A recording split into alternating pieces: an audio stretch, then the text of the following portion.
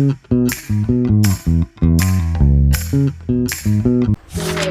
dalam siklus nitrogen yang pertama kali tahapnya terjadi adalah proses fiksasi, di mana proses fiksasi itu merupakan proses di mana nitrogen itu dipecah atau diurai kemudian diubah menjadi senyawa yang akan dikonsumsi oleh makhluk hidup di sekitarnya.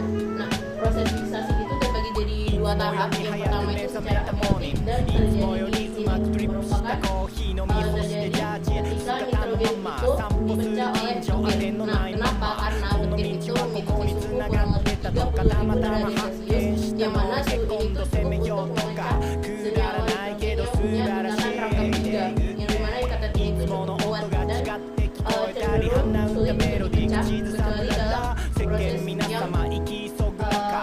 yang punya radiasi yang cukup tinggi. Kemudian nitrogen yang pecah itu akan bercampur dengan O2 yang akan berubah menjadi nitrat atau nitrit, NO3 ataupun NO2. Nah, ketika awan ini akan menghasilkan hujan, senyawa nitrat atau nitrit yang akan bercampur dengan hujan itu akan menjadi senyawa HNO3 atau HNO2, yaitu asam nitrat ataupun asam nitrit.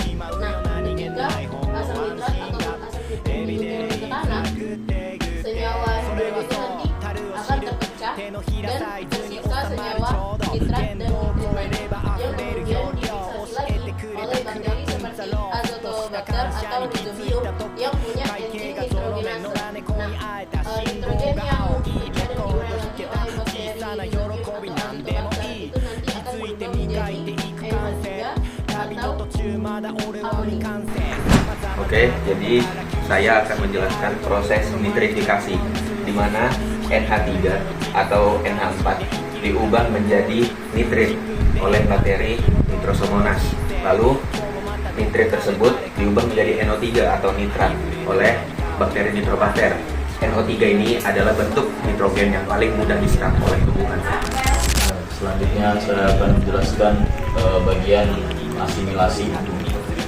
Asimilasi adalah proses ketika tumbuhan melalui akar-akarnya di dalam tanah menyerap nitrat yang kemudian nanti akan diubah menjadi amonia, di mana amonianya nanti ini akan diolah lagi menjadi asam amino. Asam amino ini penting bagi pertumbuhan organisme.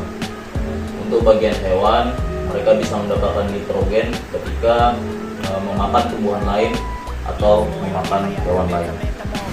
Oke, jadi saya akan menjelaskan proses amonifikasi di siklus nitrogen. Jadi amonifikasi itu sudah terjadi di sini, yang dimana sisa dari tumbuhan, hewan yang mati, dan kotoran hewan akan diubah oleh bakteri Rhizobium jadi NH4 atau amonium. Tibalah pada proses denitrifikasi, yang dimana denitrifikasi adalah proses terakhir pada siklus nitrogen, yang dimana bakteri anaerob akan mereduksi senyawa nitrat atau NO3 menjadi nitrit. Kemudian nitrit ini akan mengalami proses lebih lanjut menjadi N2O, yang dimana N2O sendiri juga akan melepas N2 menjadi gas nitrogen ke udara. Proses ini terjadi secara terus-menerus hingga menuju tanah kembali.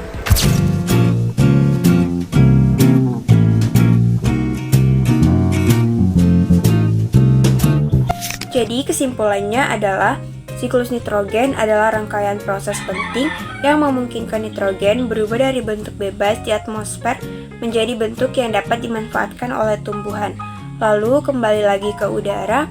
Peran bakteri yang sangat menentukan, mulai dari mengikat nitrogen, mengubahnya menjadi nitrat, sampai mengembalikannya menjadi nitrogen bebas. Melalui siklus ini, tumbuhan memperoleh nutrisi penting untuk pertumbuhan, sementara hewan dan manusia mendapat nitrogen melalui rantai makanan. Tanpa siklus nitrogen, keseimbangan ekosistem dan keberlangsungan makhluk hidup tidak dapat terjaga. Sekian video dari kelompok kami, terima kasih dan sampai jumpa.